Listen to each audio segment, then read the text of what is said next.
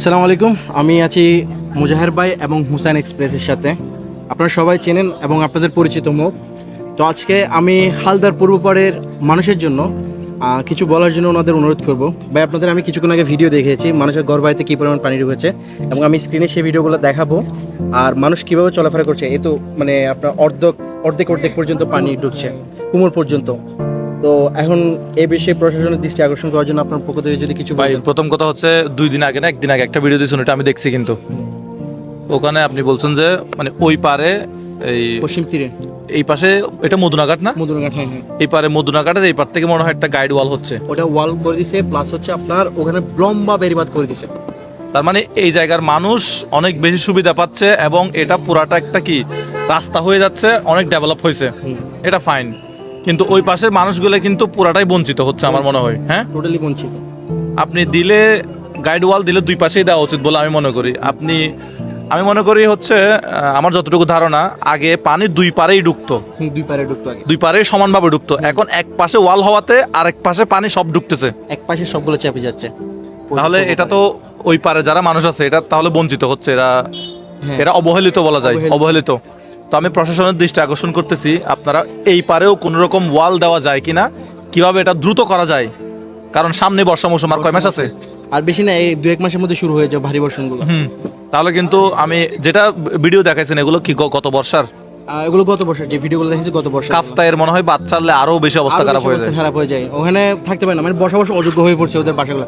বেশিরভাগ মানুষ ছাদে ঘুমায়, বেশিরভাগ মানুষ, কারণ সাপের ভয় থাকে। কিছুক্ষণ আগে পানি দেখলাম যে একবারে কোমর পানি।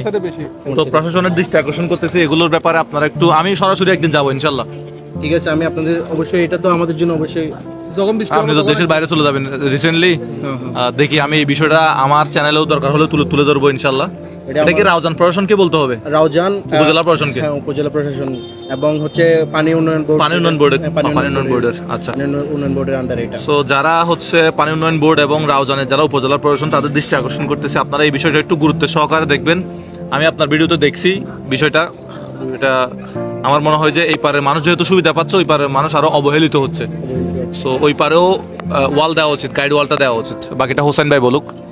হোসেন ভাই, আপনার বক্তব্যটা যদি বলতেন। আপনি তো প্রায় উন্নয়ন বিষয়ে অনেক ভিডিও করছেন হোসেন এক্সপ্রেসে, তো আপনার মতামতটা কি? তো মেন বিষয় তো মুজাহিদ তো বলছেই।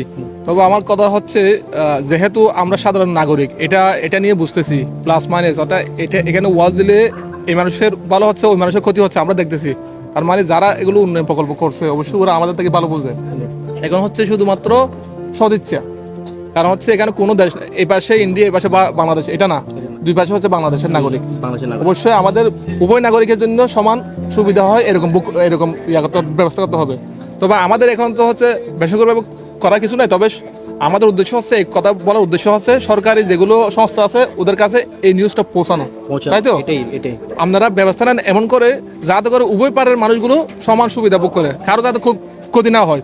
আপনি সমস্যা নেই, ওয়াল না দেন, পানি না ঢোকার মতো এরকম ব্যবস্থা করেন, না হয় খাল খনন করে অন্য দিক দিয়ে পানি চলে যাওয়ার মতো ব্যবস্থা করে দেন। অবশ্যই আমরা চাই না উপর দিকে আমার পাশে ওয়াল দিতে হবে, তাই না? আমরা চাই এখানে পানি না উঠুক। তো আমি তো ভিডিওগুলো দেখলাম, তো সামনে কি হয়, সামনে যদি ভারী বর্ষণ হয় না জানি কিরকম হবে। কাফতায়ের বাদ যখন ছাড়া তখন কিন্তু অবস্থা খুবই খারাপ হয়। ইভেন আমাদের বাসায় পানি ঢোকে তখন, যখন কাপ্তায়ের বার্তা ছাড়া হয়।